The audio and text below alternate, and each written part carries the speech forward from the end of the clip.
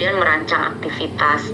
Merancang aktivitas ini termasuk dalam rangka merancang kegiatan pembelajaran, di mana kegiatan pembelajarannya itu mengintegrasikan kedua kemampuan ini dalam berbagai mata pelajaran. Jadi tidak hanya terbatas pada pelajaran yang literasi, hanya pelajaran membaca dan menulis, kemudian yang numerasi hanya pembelajaran berhitung, tidak, tapi diaplikasikan pada semua mata pelajaran seperti itu. Nah, kemudian implementasi itu praktiknya diterapkan, pembelajaran di kelas sampai evaluasinya kemudian dilakukan secara berkala, dievaluasi kekurangannya ada di mana, kelebihannya ada di mana, apa yang perlu ditingkatkan, apa yang perlu diperbaiki, apa yang perlu dipertahankan, itu perlu dievaluasi.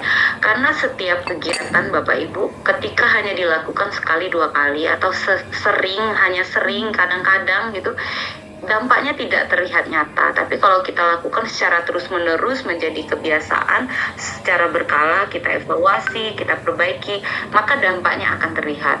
Tapi memang Bapak Ibu, segala sesuatu yang kita lakukan sebagai guru itu tidak instan ya. Apa yang kita lakukan langsung terlihat, tidak seperti itu. Tapi memang butuh proses seperti itu.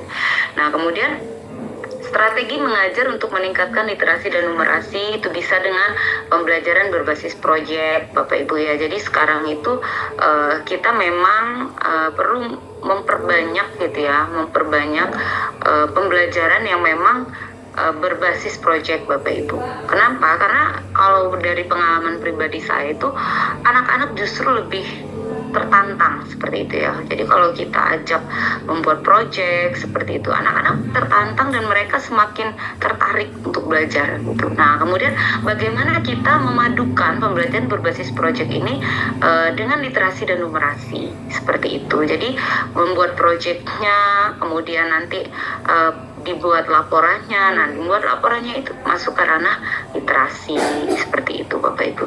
Kemudian ketika mereka mengukur proyek-proyek akan dibuat, kalau dia menggunakan pengukuran dan sebagainya, itu sudah masuk dalam ranah numerasinya seperti itu. Kemudian bagaimana kita juga bisa menggunakan pembelajaran berbasis masalah atau problem based learning ya, bagaimana memecahkan masalah nyata yang relevan dengan kehidupan sehari-hari. Jadi memang kita perlu menyajikan berbagai masalah itu yang sesuai dengan kehidupan sehari-hari, yang relevan Bapak Ibu. Jadi apa yang kita pelajari hari ini ya kita sesuaikan di dalam kehidupan sehari-harinya. Apa sih materi ini tuh ada di mana dalam kehidupan sehari-hari, bisa diterapkan di mana. Nah, itu kita bawa ke dalam kelas. Jadi siswa itu tahu, oh ini tuh gunanya untuk ini loh, oh nanti ini dipakai untuk ini, seperti itu. Karena ketika kita tidak menyandingkan itu Bapak Ibu, siswa itu akan merasa untuk apa sih saya belajar ini, seperti itu. Saya terlalu sering gitu ya, kadang-kadang dari zaman saya sekolah dulu itu terlalu sering mendengar kata-kata itu gitu. Bukan hanya dari siswa saya, tapi bahkan dari rekan-rekan saya dulu, saya juga terlalu sering mendengar untuk apa sih saya belajar ini gitu. Emang pelajaran ini akan saya pakai apa nanti dalam kehidupan saya ya, seperti itu. Karena memang hanya sekedar dijelaskan materinya saja gitu, tidak diajak gitu. Oh ini loh nak, dalam kehidupan sehari-harinya itu nanti itu materi ini tuh bisa digunakan untuk ini kan, itu tidak dibawa ke sana itu. Nah, harapannya dengan mulai sekarang Bapak Ibu, ketika Bapak Ibu sudah mengenal deep learning, nah itu dapat dikaitkan seperti itu. Kemudian dikaitkan juga dengan literasi dan numerasi. Jadi bukan hanya sekedar melakukan pembelajaran tuh hanya sekedar anak-anak paham tahu gitu, tapi mereka bisa memecahkan masalah yang lebih kompleks seperti itu. Nah, kemudian yang ketiga bisa dengan pembelajaran berdiferensiasi, menyesuaikan strategi pembelajaran sesuai dengan kebutuhan belajar setiap siswa, sesuai dengan kesiapan belajar setiap siswa. Karena kita tahu Bapak Ibu, setiap siswa itu memiliki kebutuhan belajar yang berbeda-beda. Jadi kita tidak bisa memaksakan bahwa semua siswa kita itu sama sehingga kita mengajarnya kita perlakukan sama semua siswanya. Kita tidak bisa lagi menerapkan pembelajaran yang seperti itu. Nah, kemudian pembelajaran yang kontekstual ya, menghubungkan materi dengan pengalaman sehari-hari. Kemudian melakukan assessment yang beragam Bapak Ibu. Karena nah ini salah satu kelemahan kita tuh biasanya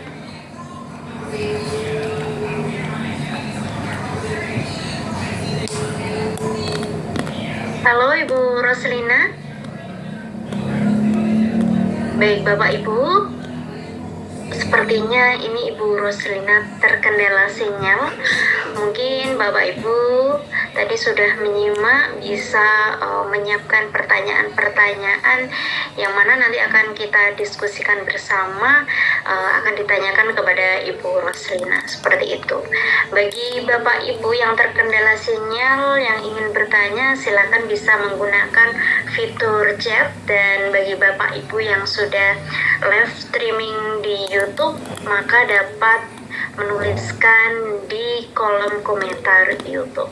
Baik, sembari menunggu Ibu Roslina bergabung kembali, bagi Bapak Ibu silakan bisa menyiapkan pertanyaan-pertanyaannya, nanti bisa diajukan ketika sesi tanya jawab.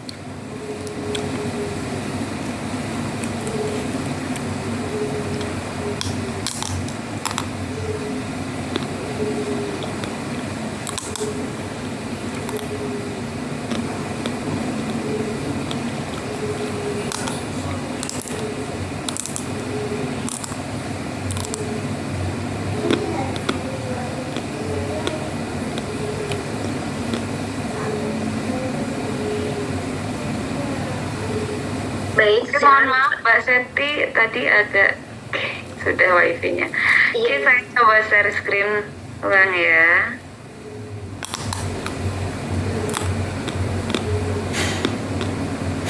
Ini sinyal di Lampung ini ya Bu, hujan atau bagaimana ya Bu? Ya memang dari sore tadi hujannya lebat sih, tapi sudah berhenti sebenarnya Mbak. Sudah berhenti. Biasanya sih nggak ini wifi-nya agak. Oke, saya coba ulang ya. Mudah-mudahan lancar.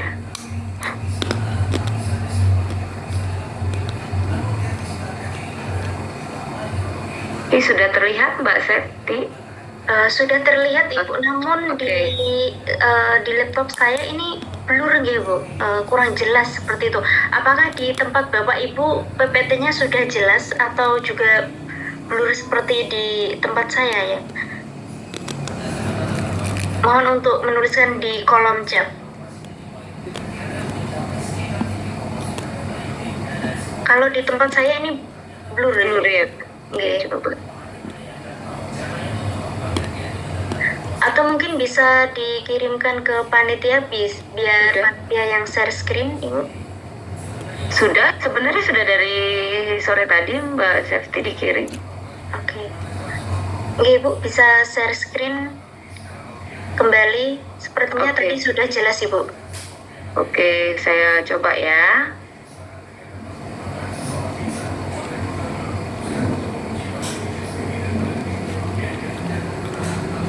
Mudah-mudahan.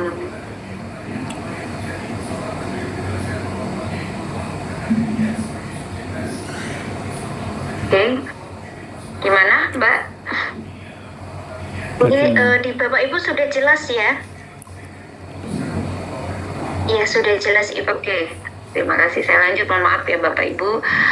Oke Bapak Ibu, nah jadi untuk mendukung kegiatan pembelajaran ya dengan pendekatan deep learning untuk meningkatkan literasi dan numerasi, itu salah satu faktor yang mendukung Bapak Ibu assessment yang beragam ya, seperti yang saya sampaikan tadi bahwa assessment yang beragam itu juga mendukung. Jadi kalau saya itu sudah berhenti melakukan assessment itu dalam satu jenis Bapak Ibu ya. Jadi kalau saya memang sudah menerapkan assessment itu sesuai dengan maunya siswa.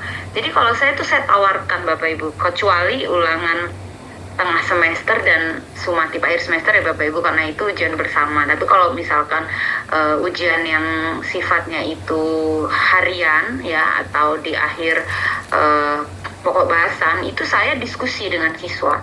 Jadi saya tidak lagi yang anak-anak minggu depan kita ulangan, tidak lagi seperti itu. Tapi saya ajak diskusi siswanya, kita mau melakukan penilaian. Nah, kalian mau penilaiannya dalam bentuk seperti apa? Saya tawarkan seperti itu Bapak Ibu. Jadi saya tidak lagi yang kita minggu depan ulangan satu kelas tuh saya kasih soal semua, tidak. Jadi memang beragam bentuknya. Yang pengen soal ya saya kasih soal seperti itu. Nah ya Bapak Ibu, jadi bisa portofolio, presentasi, proyek, esai, pidato dan sebagainya. Jadi banyak sekali cara untuk kita menilai kemampuan siswa. Tapi yang memang dengan banyaknya asesmen yang beragam, maka kita sebagai guru juga perlu menyiapkan berbagai rubrik supaya penilaian yang kita lakukan itu valid di Bapak Ibu ya. Jadi memang ada standarnya sendiri untuk mengukur meskipun assessmentnya berbeda-beda seperti itu. Kemudian salah satunya juga penggunaan teknologi.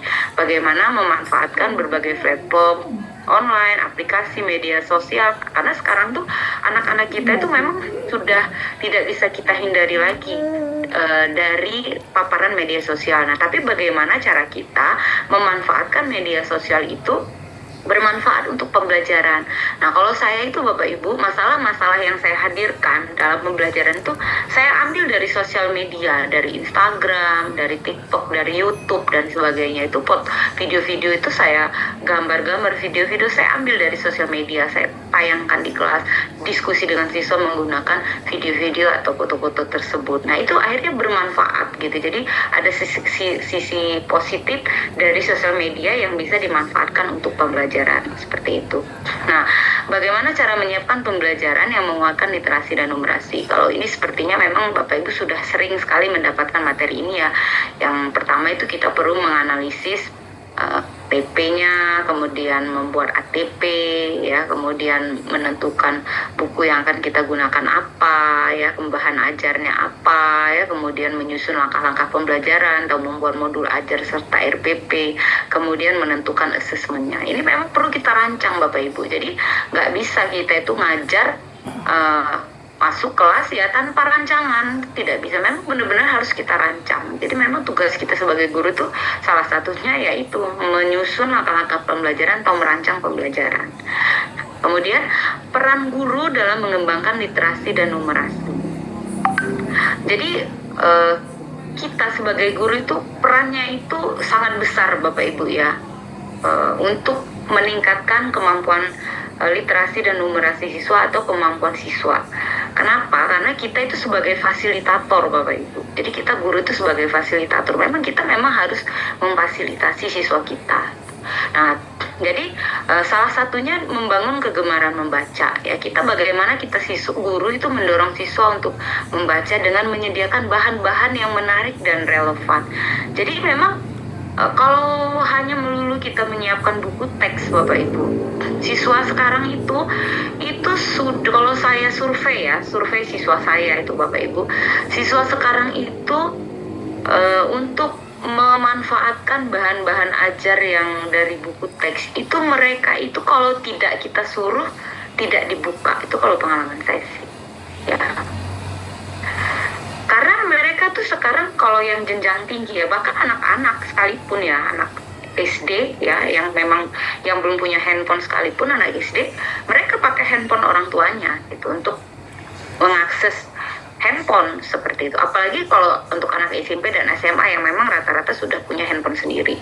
Nah, jadi memang kita perlu sebagai guru itu perlu kreatif Bapak Ibu. Kita memang perlu kreatif. Bagaimana kita membangun kegemaran membaca siswa itu dengan menyajikan bahan-bahan yang memang sesuai dengan zamannya anak-anak kita ini. Jadi kalau misalkan mereka itu lebih banyaknya memegang teknologi ya, kita sajikan bahan bacaan itu yang memang bisa diakses oleh mereka secara online ataupun offline melalui gadget mereka gitu, ataupun gadget orang tuanya seperti itu. Karena memang bahkan anak saya yang SD itu juga bahan-bahan bacaannya itu banyak dikirimkan oleh gurunya itu ke grup wali murid seperti itu. Jadi memang bacaan itu bahan bacaan besok itu sore itu sama gurunya anak saya itu sudah dikirim. Jadi saya sebagai orang tua sudah kasih ke anak saya untuk dibaca, atau kalau perlu saya print seperti. Jadi memang sudah berbasis teknologi, pemanfaatan teknologi seperti itu Bapak Ibu. Jadi minimal ya kita manfaatkan handphone yang ada. Kalau memang teknologi lain itu terbatas seperti itu. Jadi kalau memang di sekolah itu sarananya terbatas, minimal ya memang apa yang ada di mereka itu yang kita manfaatkan. Tapi memang kita perlu tahu dulu Bapak Ibu. Jadi jangan kita samaratakan semua kita suruh buka lewat handphone, ternyata ada siswa kita yang tidak punya handphone. Itu perlu kita lakukan assessment juga, seperti itu ya, kita lakukan assessment juga. Nah, jadi memang kita sebagai guru yang harus memotivasi gitu, supaya mereka membaca gitu. Jadi memang harus kita dorong, harus kita suruh seperti itu. Nah, kemudian menciptakan lingkungan yang numerasi, Bapak Ibu. Jadi menggunakan kesempatan dalam kehidupan sehari-hari untuk mengajarkan konsep-konsep numerasi seperti itu. Jadi apa yang ada dalam kehidupan sehari-hari itu ya kita ajarkan. Jadi ketika kita membuat soal, Bapak Ibu ya, ketika kita membuat soal tuh memang agak lebih sulit ketika kita membuat soal literasi numerasi. Tapi sekarang itu Bapak Ibu ada AI, Bapak Ibu ya. Jadi dampak positif AI bagi guru itu salah satunya bisa memberikan kita ide. Jadi kalau kita bingung Bapak Ibu untuk mengaitkan, membuat assessment ataupun bahan-bahan untuk yang berkaitan dengan literasi numerasi, kita bisa meminta bantuan teknologi juga gitu. Kita bisa berikan ide, berikan saya ide gitu. Nah, itu nanti kita akan dibantu oleh AI seperti itu, karena memang untuk membuat assessment sendiri gitu ya dalam bentuk literasi numerasi itu memang membutuhkan waktu, kemudian kemampuan juga gitu ya. Dan bahkan kalau saya itu sekarang ya Bapak Ibu, saya kalau membuat soal-soal literasi numerasi itu saya ambil bahkan dari kejadian-kejadian yang memang ada dalam kehidupan sehari-hari, atau bahkan berita-berita yang lagi naik daun itu bisa menjadi bahan kita Bapak Ibu. Jadi bisa jadi bahan diskusi ketika kita ngajar tuh, kita bisa ambil dari berita-berita yang ada, itu kita jadikan literasi dan numerasi. Jadi bukan hanya sekedar mereka membaca bahan bacaan tuh yang memang sifatnya materi semata, bukan hanya seperti itu Bapak Ibu. Jadi literasi itu bisa kita berikan bahan yang memang ada dalam kehidupan yang memang sedang apa, kayak info-info yang lagi naik daun ya, itu bisa kita jadikan bahan untuk pembelajaran juga gitu. Nah, untuk soal-soal literasi numerasi itu saya seperti itu kemarin. Jadi saya bahkan soal sumatif tengah semester kemarin itu juga saya bikinnya literasi numerasi untuk saya Bapak Ibu. Jadi saya bikin soal literasi numerasi untuk sumatif tengah semester untuk yang anak-anak yang saya ajar. Jadi memang saya ambil gitu ya berita itu sampai setengah halaman folio itu. Nah, saya bikin, kemudian soalnya dari mereka membaca apa yang ada, paragraf yang ada, nah di situ saya bikin soal-soalnya seperti itu. Itu bisa di fisika pun bisa mengembangkan dengan cara seperti itu Bapak Ibu. Itu fisika, apalagi itu pelajaran-pelajaran lain yang memang bisa. Tapi kalau ketika kita kesulitan ya tadi Bapak Ibu, salah satunya kita bisa memanfaatkan AI seperti itu. Nah, kemudian menjadi model Bapak Ibu. Jadi kita sebagai guru itu harus menjadi model, menunjukkan kepada siswa betapa pentingnya literasi dan numerasi dalam kehidupan nyata. Jadi memang apa ya, guru itu kan digugu dan ditiru Bapak Ibu. Jadi memang kita ketika kita ingin anak-anak kita meningkat kemampuan literasi numerasinya ya, kita sebagai guru harus memfasilitasi gitu. Jangan kita mau kemampuan literasi numerasi siswa kita meningkat, tapi kita sebagai guru tidak berupaya. Kita belajar nih, Bapak Ibu malam ini belajar, besok malam belajar, tapi setelah belajar selesai gitu, Bapak Ibu tidak berupaya merancang, tidak berupaya membuat, akhirnya apa yang dipelajari ya sudah selesai lewat seperti itu. Jadi tidak berdampak. Jadi harapannya Bapak Ibu menjadi model bagi siswanya, bagaimana Bapak Ibu memfasilitasi siswa betapa pentingnya literasi dan numerasi dalam kehidupan mereka. Bahkan kalau soal matematika itu bisa, sekarang itu kan banyak sekali soal matematika tuh dalam bentuk cerita seperti itu Bapak Ibu. Terkadang siswa itu Bapak Ibu dia menghitung itu jago.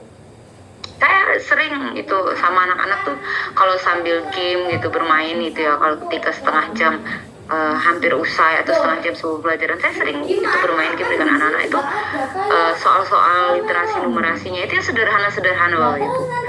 Sekedar membahas diskon di mall seperti itu saya berikan soal cerita harga apa gitu, diskon sekian. Kadang mereka bingung karena soalnya dalam bentuk cerita Bapak Ibu. Itu kadang karena mereka tidak terbiasa seperti itu. Ya padahal kalau kita kasih soalnya itu tidak seperti itu, mereka bisa langsung hitung gitu. Misalkan 20% dari 100.000 gitu ya, itu mereka langsung bisa. Nah, tapi ketika kita buat dalam bentuk cerita di sebuah mall, ada sepatu didiskon harganya sekian sekian, kita benar-benar mereka, karena itu kemampuan literasinya yang tidak terasah gitu. Baik. Nah, kemudian penggunaan teknologi untuk mendukung literasi dan numerasi. Jadi aplikasi pembelajaran, bagaimana memanfaatkan aplikasi edukatif yang menyediakan konten dan latihan yang menarik. Sekarang banyak sekali Bapak Ibu. Kalau kita mau buat sendiri bisa, tapi kalau kita tidak mau membuat sendiri, sudah banyak terfasilitasi. Jadi kita itu sekarang banyak sekali sumber belajar itu yang bisa kita manfaatkan sebagai guru. Jadi sekreatif kita saja guru mencari sumber-sumber belajar yang bisa diakses secara gratis. Kalau memang kita tidak mampu untuk memfasilitasi dengan sarana yang berbayar seperti itu, kita bisa menyediakan dengan yang gratis yang sudah ada gitu, yang tidak harus kita buat seperti itu. Tapi kalau memang Bapak Ibu mempunyai kemampuan untuk membuat, silahkan membuat konten-konten pembelajaran.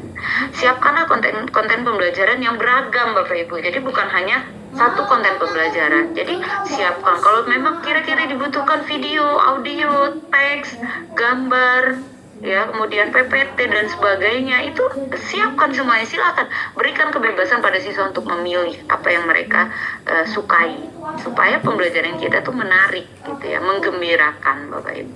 Nah, kemudian sumber daya online ya, mengakses situs web dan platform pembelajaran digital yang menyediakan konten-konten edukatif yang kaya. Kemudian perangkat lunak simulasi.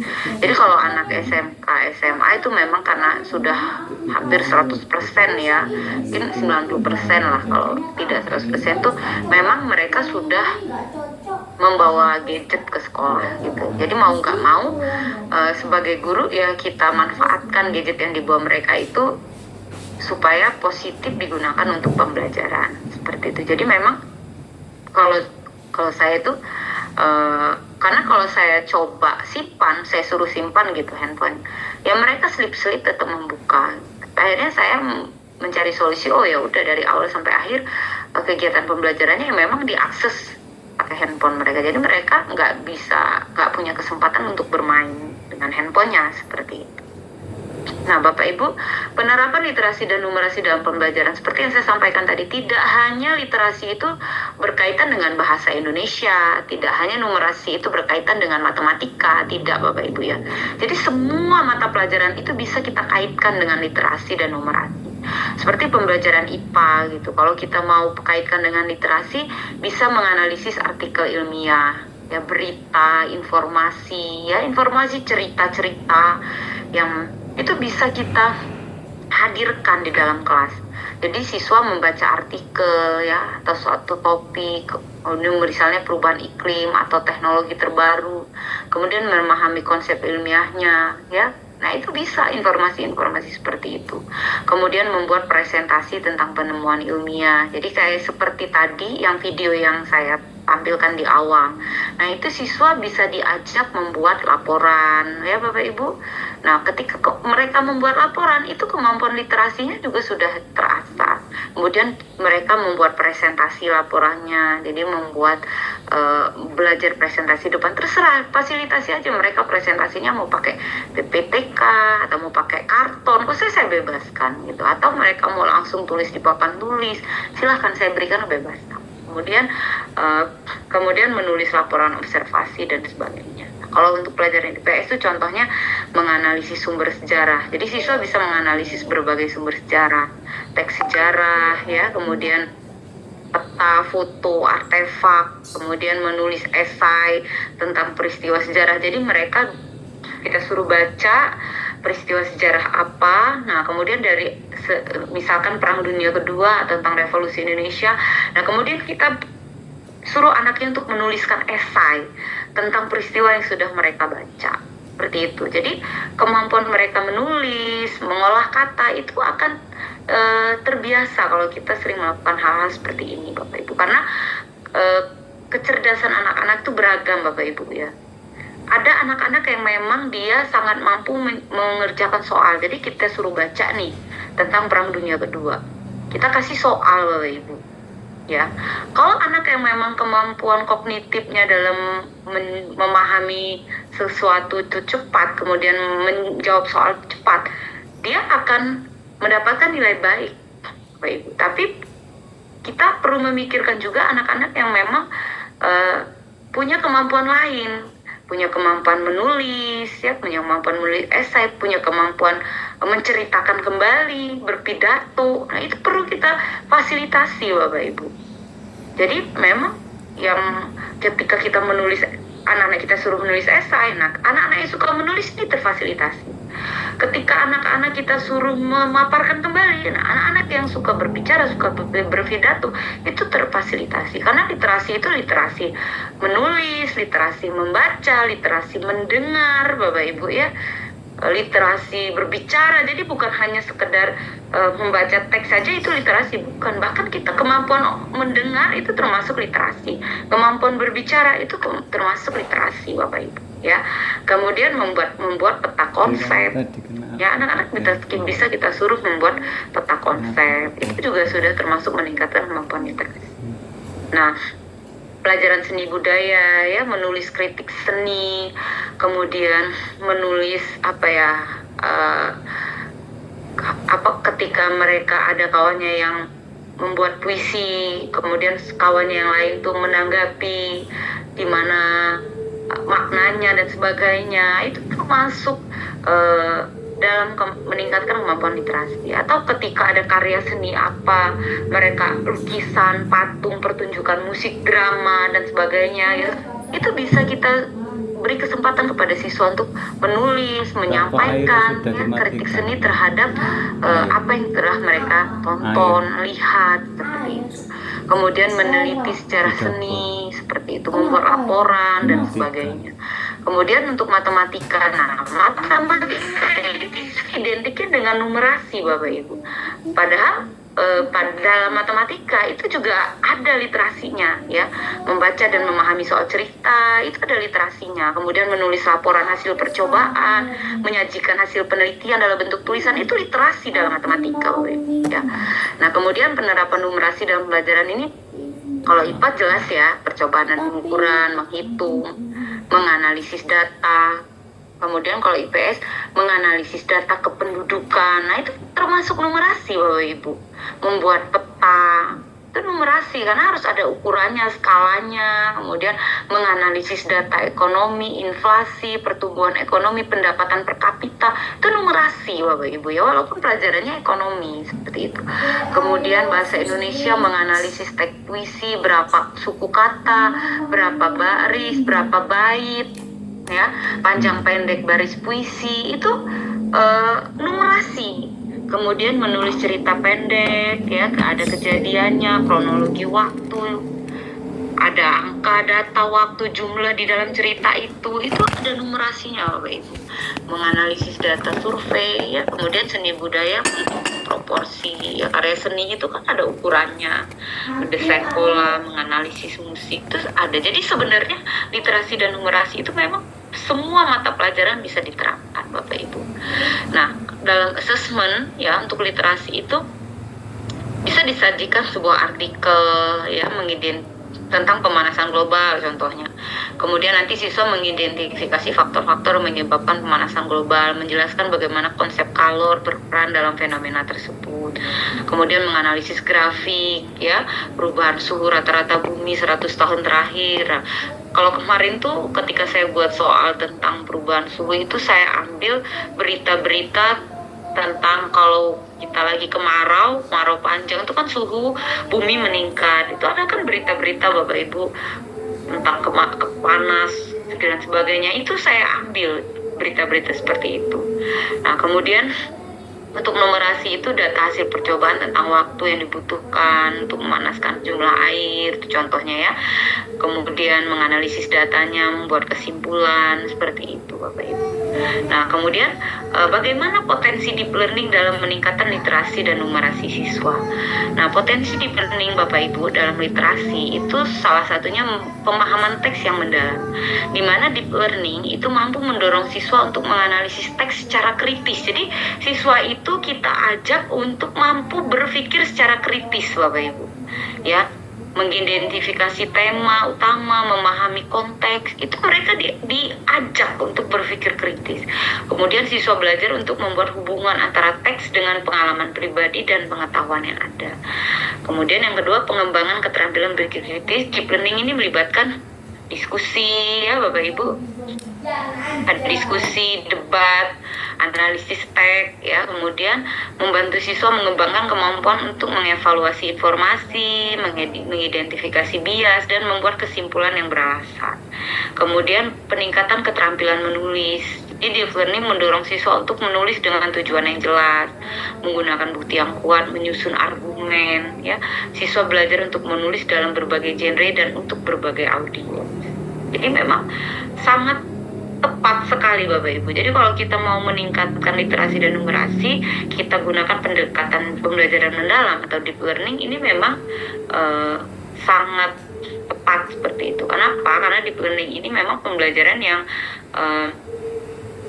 membawa siswa untuk sadar gitu bahwa kebutuhan pembelajaran itu akan dia manfaatkan untuk apa. Kemudian pembelajaran yang bermakna, menggembirakan. Jadi memang benar-benar kolaborasi yang pas seperti itu.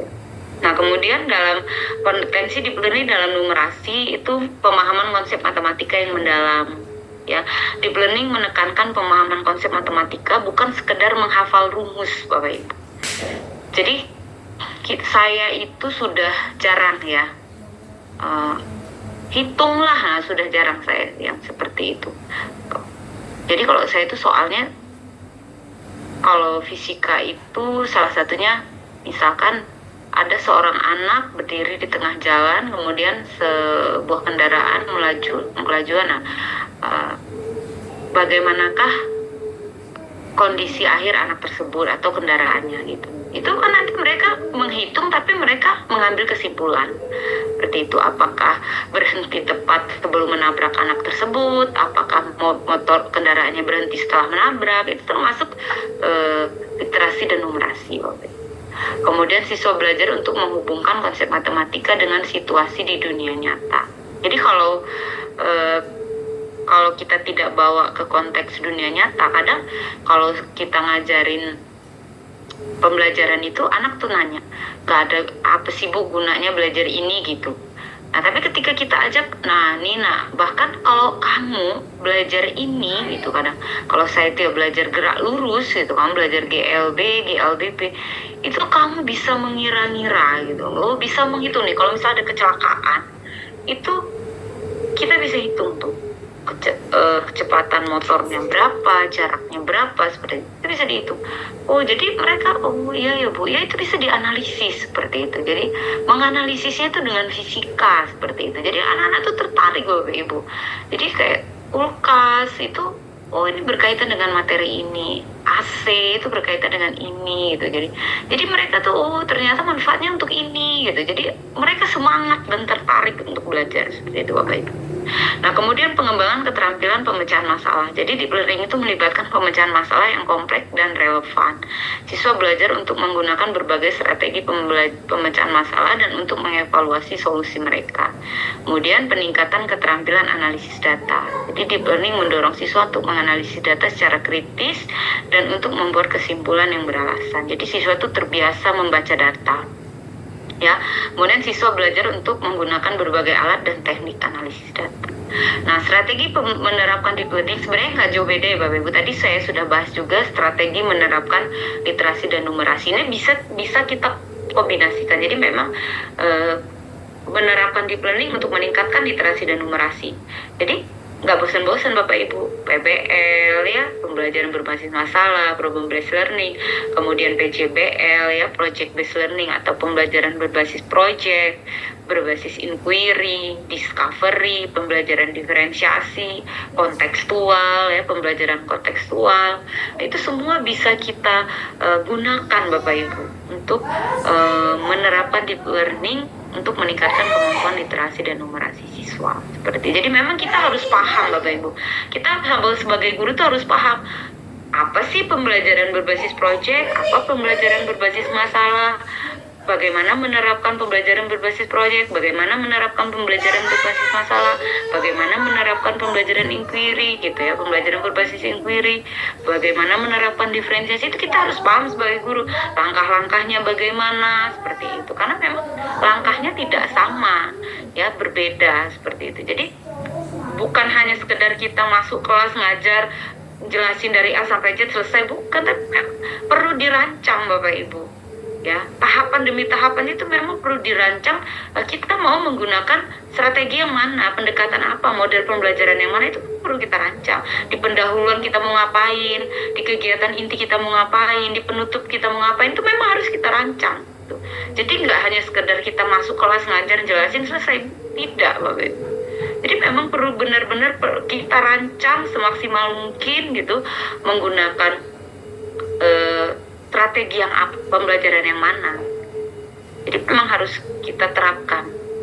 Jadi jangan sampai kita sebagai guru kita nggak tahu gitu loh. Oh, pembelajaran berbasis proyek itu apa, kita nggak tahu. Pembelajaran berbasis masalah apa, kita nggak tahu. Jangan sampai kita sebagai guru juga perlu terus belajar, terus berliterasi seperti itu Bapak Ibu ya, supaya kita bisa menerapkan gitu secara maksimal di kelas. Nah, kemudian tantangan dan pertimbangan menerapkan deep learning. Ya, jadi ada semua Bapak Ibu ya, semua pendekatan pembelajaran, strategi, model dan sebagainya itu memang ada tantangannya. Apapun, bahkan melaksanakan diferensiasi pun kita ada tantangannya. Ya, mau meningkatkan literasi numerasi pasti ada tantangan, Bapak Ibu. Tapi setiap tantangan pasti ada solusi seperti itu. Jadi pembelajaran mendalam ini membutuhkan waktu dan sumber daya yang lebih banyak daripada pembelajaran tradisional. Jadi memang kita butuh waktu, Bapak Ibu. Kita butuh waktu untuk merancangnya, untuk menerapkannya, untuk belajarnya kalau kita belum paham gitu.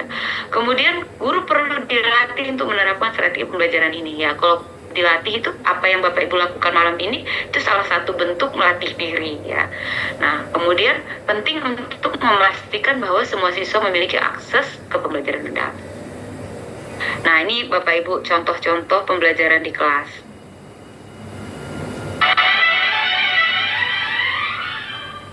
Membuktikan garis-garis gaya magnet, oke?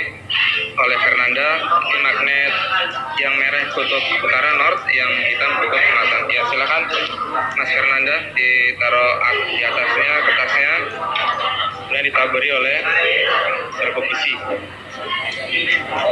pasir hitam.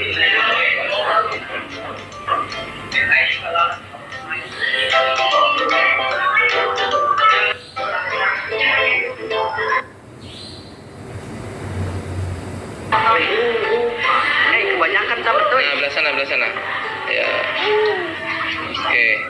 Sip.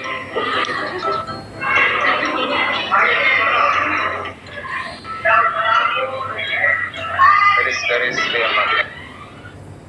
Proses inspirasi, kalau tadi ekspirasi, sekarang inspirasi. Silakan volume udara tidal yang diinspirasi atau disedot. Silakan kok. Napas biasa.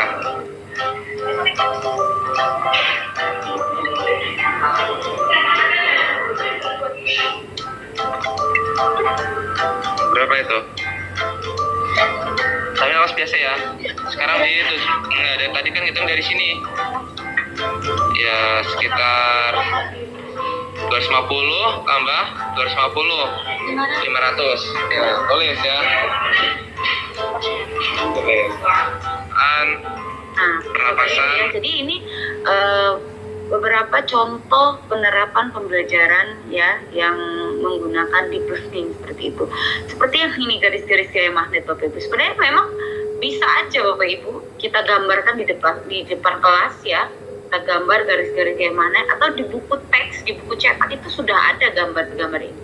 Tapi kalau kita hanya bilang ke siswa, nah ini gambar garis-garis gaya magnet, atau kita gambarkan di papan tulis, di gambar-gambar garis-garis gaya magnet, itu biasanya ya sudah mereka tahu ya sudah gitu. Tapi ketika kita ajak Bapak Ibu, kita ajak mereka untuk melakukan aktivitas seperti ini, mereka lihat langsung, oh bentuk garis-garis gaya magnet itu seperti ini gitu, itu akan selalu membekas Bapak Ibu, akan selalu mereka ingat seperti itu. Kemudian cara mengukur volume pernapasan ini juga berkaitan Bapak Ibu ya. Jadi ada numerasinya juga, nanti mereka akan menulis berapa hasil hasil pengamatannya dan sebagainya, kemudian nanti literasinya mereka akan membuat laporan dan sebagainya. Seperti itu Bapak Ibu. Oke, saya lanjut. Ya, oke, kita sudah sampai di kesimpulan Bapak Ibu. Jadi deep learning ini memiliki potensi besar untuk meningkatkan literasi dan numerasi siswa, di mana dengan implementasi yang tepat ya Bapak Ibu, deep learning dapat membantu siswa mengembangkan keterampilan yang mereka butuhkan untuk sukses di abad 21. Seperti itu Bapak Ibu. Terima kasih, saya kembalikan ke Mbak Sefti.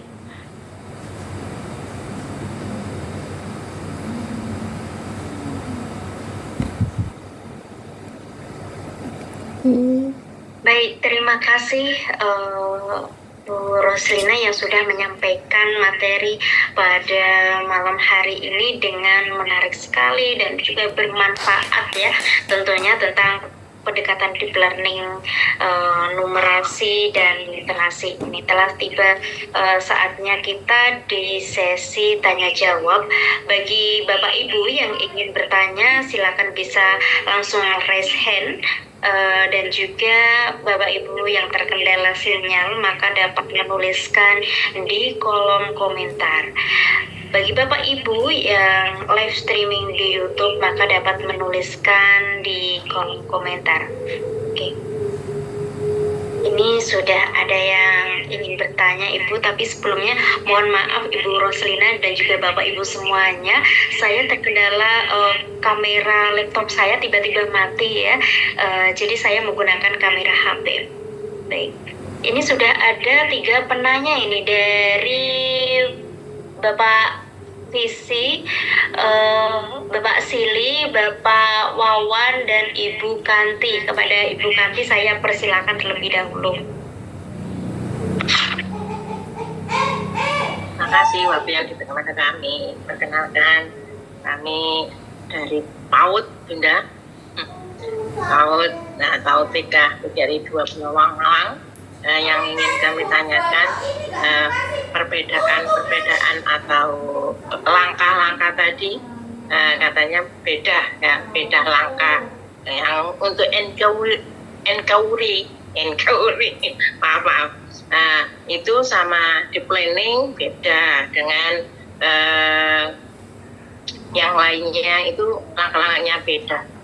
Kami ingin tanyakan bedanya yang mana untuk metodenya yang beda. Terima kasih. Kami karena PAUD kan belum bisa membaca, hanya pengenalan aja. Itu mungkin kalau pembacanya gurunya yang membacakannya, hanya cerita itu yang kami peroleh akan kami berikan, dan mungkin terkecuali dari rumah itu anak dibiasakan atau diberi bantuan sama orang tua, ada kalanya yang bisa membaca dan ada kalanya yang sulit untuk membaca. Itu kami berikan hanya gambar-gambar cerita seperti itu. Terima kasih. Assalamualaikum warahmatullahi wabarakatuh. Waalaikumsalam warahmatullahi wabarakatuh. Terima kasih Ibu Kanti. Baik, selanjutnya ini sudah ada Bapak Wawan. Halo Bapak Wawan, mungkin bisa open mic dan juga on cam. Assalamualaikum. Iya, waalaikumsalam warahmatullahi wabarakatuh. Ibu sebelumnya saya bisa oke karena ininya di komputer. Jadi yang ingin saya tanyakan itu seperti ini, karena ini bagi saya khususnya deep learning, numerasi dan literasi ini tuh materi yang baru gitu, materi yang fresh gitu buat saya tuh kan. Cuman tadi ada pembahasan yang menarik, jadi ketika siswa diberikan izin untuk menggunakan media perangkat seperti handphone gitu kan, dan bisa mengakses internet gitu. Nah ini ternyata yang terjadi di kelas saya itu anak-anak itu sudah kenalan sama yang namanya itu AI gitu. Jadi ketika saya rasa pemanfaatan pemanfaatan dari sisi ini bisa jadi bermata dua gitu. Jadi malah anak-anak itu berdampaknya itu yang pertama itu jadi malas membaca gitu kan, jadi malas berpikir kritis gitu. Nah makanya program saya yang saat ini dilakukan itu gak apa-apa gitu kalau misalkan anak-anak pengen AI. Cuman di sini saya mencari-cari ilmu gimana sih caranya biar menerapkan anak-anak ini itu bisa dewasa gitu menggunakan AI gitu kan, pakai deep learning. Nah makanya saya kira deep learning ini tuh mengarahnya ke sana. Oh ternyata deep learningnya mengarah ke numerasi dan literasi. Jadi mungkin ada masukannya gitu buat dari ibu gitu kan, dari ibu yang sudah berpengalaman dan mengetahui yang lebih mengetahui gitu apa sih yang sebaiknya saya lakukan gitu. Karena soalnya ketika diberikan handphone, anak-anak itu gak bisa dipungkiri punya akses yang lebih luas lagi nih gitu. Jadi ketika dibatasi apa yang harus dibatasi, jangan pakai AI. Cuman kalau misalkan dibatasi seperti itu, dia kita merasa sayang gitu kan. Ini tuh hanya sebuah alat kok sebenarnya AI itu. Kenapa gak dimanfaatin aja sama kita untuk belajar gitu kan. Cuman emang mau gak mau emang perlu pendewasaan gitu. Kita harus memandang AI ini tuh bukan sebuah alat yang ini gitu, yang siap saji gitu kan. Itu pemikiran saya sih. Jadi saya punya ketertarikannya itu di situ Bu, maksudnya. Jadi bagaimana caranya bisa memanfaatkan gitu kan AI ini, atau mungkin ada solusi yang lain gitu Bu. Baik, terima kasih Bapak Wawan. Selanjutnya ini sudah ada Bapak Sili. Halo, Assalamualaikum warahmatullahi wabarakatuh. Bapak Sili, selamat malam. Selamat malam. Terima kasih. Saya Franciscus, pengawas dari Kementerian Agama Kota Manado. Ya, tidak bertanya, saya memang ingin menyampaikan apresiasi yang mendalam untuk Ibu narasumber yang berbagi, menginspirasi kita masih di suasana hari libur menjelang masuk kerja untuk terus mendalami berbagai hal ya. Malam ini kita belajar tentang numerasi dan literasi, itu bagian dari sarana untuk mencapai deep learning gitu. Jadi ada berbagai cara untuk kita bisa gunakan supaya kita mencapai itu. Jadi sebentar kan itu pembelajaran jadi menyenangkan, lalu bermakna, lalu menginspirasi. Mereka akan ingat sekali, tergantung kita menggunakan berbagai strategi untuk menarik motivasi belajar mereka. Ini numerasi dan literasi salah satu cara.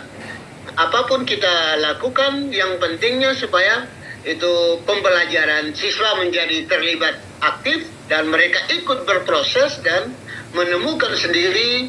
Mereka akan sampai pada kesadaran bahwa mereka belajar materi ini penting untuk dirinya. Jadi bukan saja mereka dapat pelajaran, tetapi nilai-nilai mendasar yang ingin kita bagikan melalui materi ini boleh tersampaikan. Dan mereka sendiri boleh menemukan pesan-pesan mendalam untuk hidupnya. Tetapi yang kedua, memang pertama-tama kita sebelum kita mengajak para siswa, kita sendiri guru itu harus lebih dulu.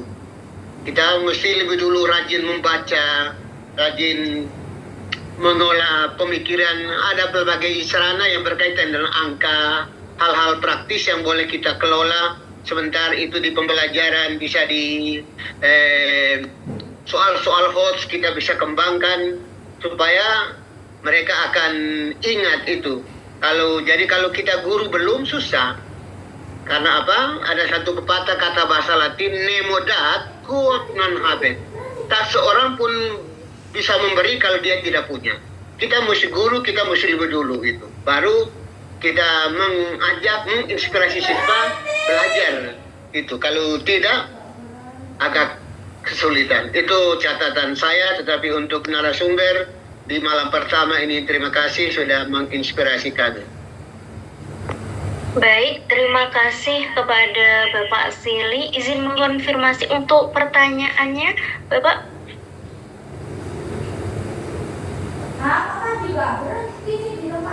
Oh, tidak ada pertanyaan gitu, Pak. Tidak bertanya. Saya memberi apresiasi, tetapi saya mengingatkan tadi itu numerasi dan literasi bagian dari sarana untuk mencapai deep learning. Baik, terima kasih Bapak Sili. Selanjutnya mungkin satu penanya dari Bapak Bima. Halo, Assalamualaikum warahmatullahi wabarakatuh. Bapak Bima, sepertinya sudah ngajar atau masih mahasiswa ini? Mahasiswa semester 2, Kak. Oh, masih semester 2 dari Universitas mana, Kak? Dari IAIN Kediri. Oh, IAIN Kediri. Baik, terima kasih. Monggo. Saya izin bertanya juga. Yang pertama mengembangkan literasi dan numerasi. Tadi kan dijelaskan bahwasanya kolaborasi masyarakat, guru dan orang tua. Sedangkan yang saya ketahui itu kebanyakan orang tua itu biasanya itu melepaskan anak-anaknya itu belajar sendiri di lingkungannya, dan biasanya lingkungannya itu kurang baik, dinyatakan kurang baik. Jadi bagaimana tantangan guru itu agar bisa menambah anak itu bisa belajar literasi dan numerasi dengan teman-teman yang lain, sedangkan mereka muridnya yang tadi kan orang tuanya melepaskan dan masyarakatnya itu kurang membantu, sehingga itu benar-benar guru saja yang mempelajari literasi dan numerasi. Yang kedua, itu bagaimana apabila sekolah itu membuat buku atau jurnal tentang literasi dan numerasi, jadi biar fokus. Contohnya kan apabila sekolah itu membuat buku numerasi itu apakah diizinkan, dan apakah diizinkan itu bisa masuk dalam rapot. Contohnya apabila sekolah itu menerapkan bahwasanya satu semester pertama kelas 1 dan 2, 3 SMP itu fokus pada pupuk. Jadi itu mereka itu membahas tentang pupuk dan pengelolaannya. Fokusnya di situ sehingga bisa masuk rapot. Apakah itu bisa? Terima kasih. Baik, terima kasih Kak Bimo yang sudah bertanya. Bu Roslina, ini ada 3 penanya tadi dari Ibu tadi. Saya lupa menuliskan namanya, tentang perbedaan atau langkah-langkah metode pembelajaran. Mungkin yang dimaksud sintak dalam pembelajaran seperti itu. Tadi juga ada pertanyaan dari Bapak Wawan, yaitu bagaimana pemanfaatan AI dalam pendekatan deep learning ini. Terus yang terakhir dari Kak Bima, ada 2 pertanyaan, Ibu. Yang pertama, bagaimana tantangan guru itu mempelajari literasi dan numerasi kepada anak-anak, sedangkan di situ tidak ada peran dari orang tua. Yang kedua, jika ada pembuatan buku jurnal literasi numerasi, apakah bisa diterapkan di sekolah seperti itu? Kepada Ibu Roslina, saya persilakan.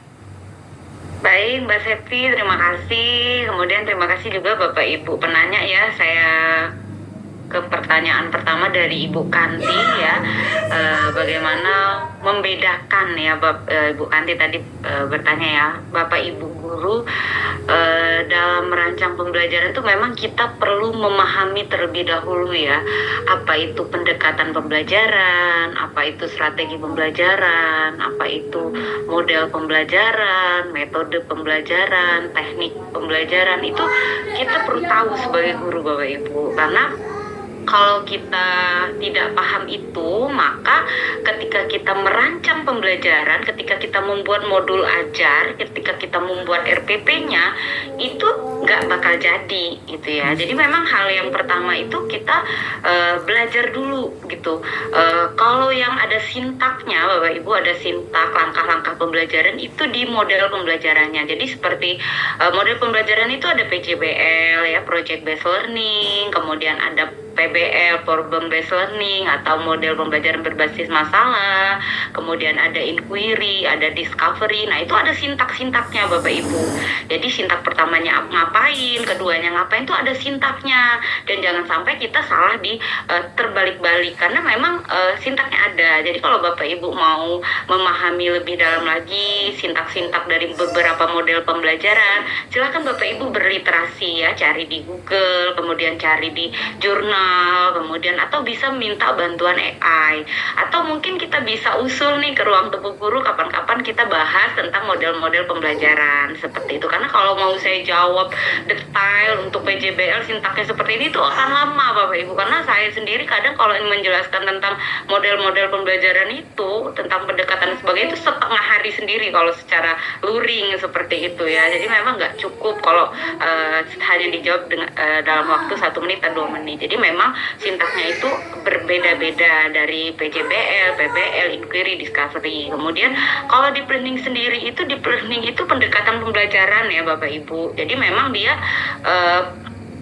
jadi pembelajarannya itu yang dari awal sampai akhir, yang dari tadi bagaimana kita menciptakan pembelajaran yang mindful, berkesadaran, kemudian bermakna pembelajarannya, kemudian mengembirakan. Nah itu untuk yang deep learning sendiri ya. Jadi beda dengan PJBL, dengan PBL, dengan inquiry yang memang ada sintak-sintak, ada tahap-tahap, ada langkah-langkahnya seperti itu. Kalau metode itu seperti metode eksperimen, demonstrasi, ceramah, diskusi. Nah itu metode pembelajaran Bapak Ibu. Jadi memang beda dan kita harus paham beda-bedanya itu gitu.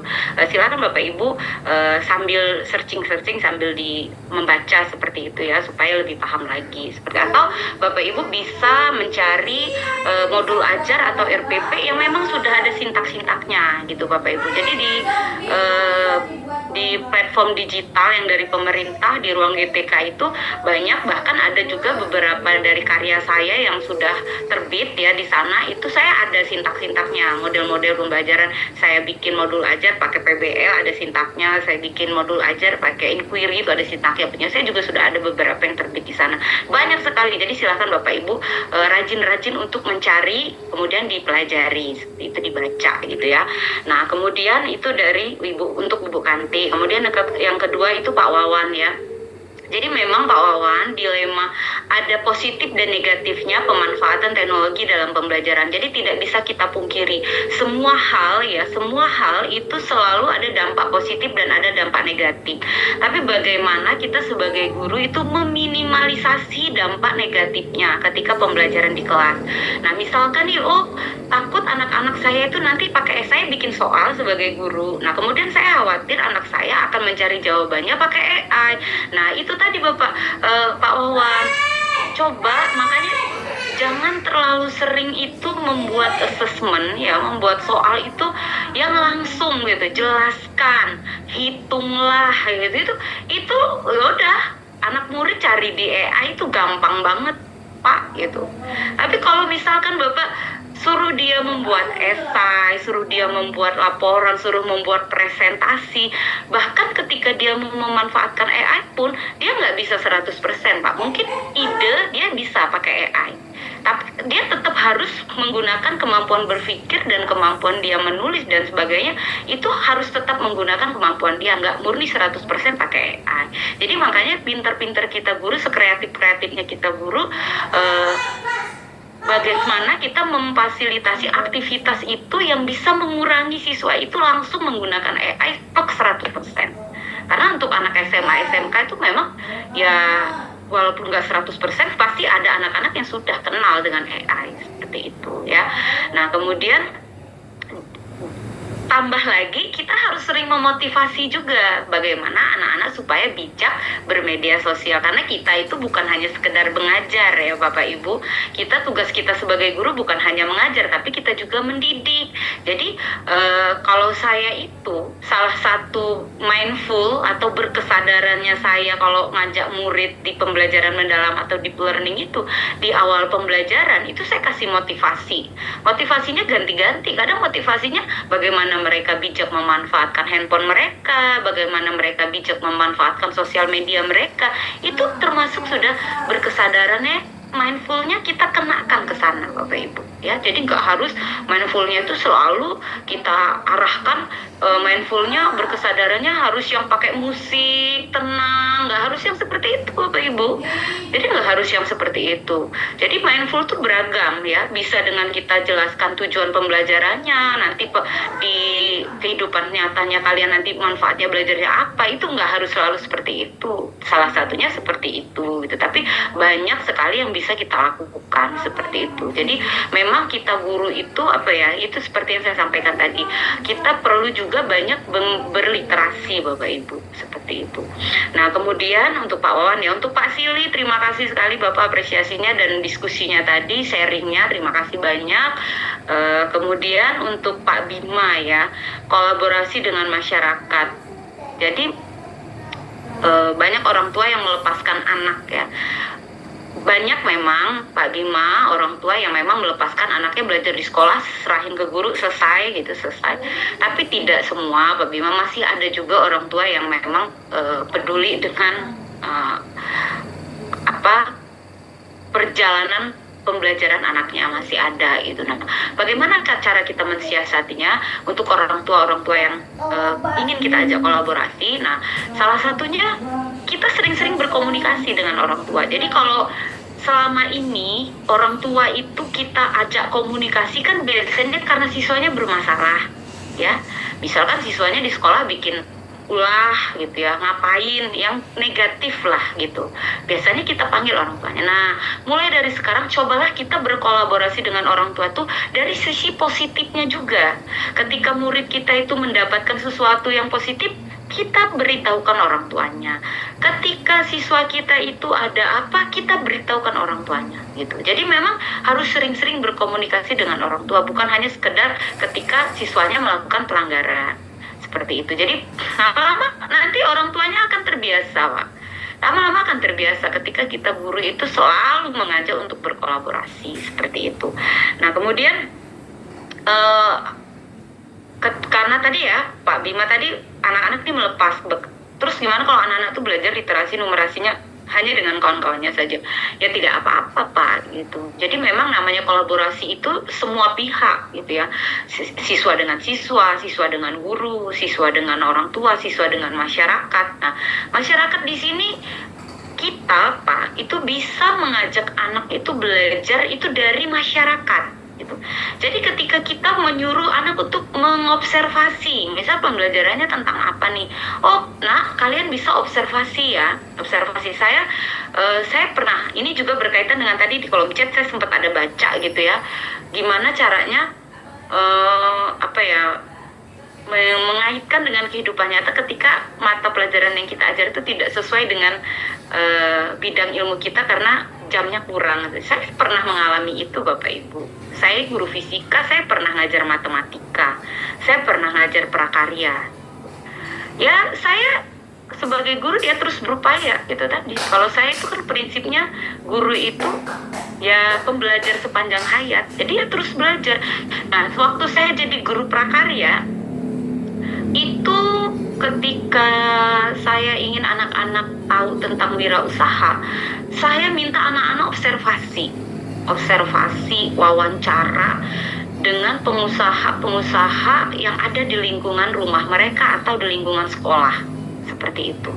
Nah artinya kan itu sudah kolaborasi Bapak Ibu, kolaborasi dengan masyarakat gitu. gitu ya, sudah bekerja sama tuh. Nah, jadi ketika misalkan kita ada kegiatan di sekolah yang berkaitan dengan misalkan narkoba, kemudian kita manggil yang dari luar, kemudian dengan yang berkaitan dengan kesehatan reproduksi wanita, yang berkaitan dengan kenakalan remaja, itu kan kita berkolaborasi dengan masyarakat gitu ya. Jadi pembelajaran itu Bapak Ibu tidak selamanya sesuatu yang didapat anak di dalam kelas saja, tidak. Jadi apa yang mereka dapatkan dari luar lingkungan masyarakat, dari luar sekolah, bahkan orang yang dari luar masuk ke sekolah menjelaskan segala sesuatu, itu juga suatu proses pembelajaran untuk anak-anak kita juga. Seperti itu ya untuk Pak Bima. Kemudian tambah lagi, apakah boleh sekolah membuat buku atau jurnal? Misal satu semester pertama tadi katanya membahas buku, kemudian dimasukkan nilai rapor.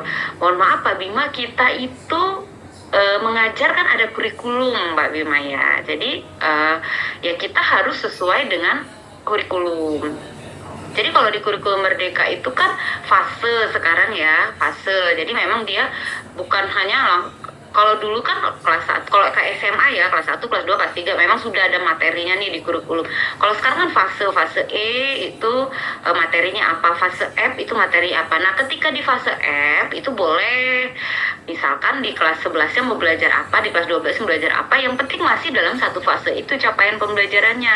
Tapi kalau misalkan kita membuat sendiri yang capaian pembelajarannya itu sudah di beda fase, itu nggak bisa Mbak Bima, seperti itu ya. Jadi memang tetap harus disesuaikan dengan kurikulumnya juga. Jadi nggak bisa kita memutuskan satu semester nih kita belajar ini, tetap harus kita lirik kurikulumnya apa, di kurikulumnya apa gitu, capaian pembelajarannya apa. Kemudian nanti sesama guru mapel itu diskusi seperti kami, saya fisika nih, saya sesama guru kelas 11 dan 12 itu kami diskusi. Di kelas 11 nih kami mau ngajarin apa, di kelas 12 kami mau ngajarin apa, di semester 1 kelas 11 kami mau ngajar apa, di semester 1 semester 2 kelas 11 ngajar. Supaya tidak tumpang tindih, jangan sampai nanti ketika saya ngajar kelas 11 saya sudah mengajarkan materi dinamika rotasi. Tahu-tahu nanti di kelas 12, guru kelas 12 ngajarin itu lagi. Jangan sampai seperti itu, karena memang fasenya sama. Itu perlu ada kolaborasi juga dengan sesama guru. Tetap lihat kurikulumnya, itu Pak Bima. Seperti itu ya. Nah, mungkin seperti itu Mbak Fania, ingatnya Mbak Fania, Mbak Septi. Terima kasih.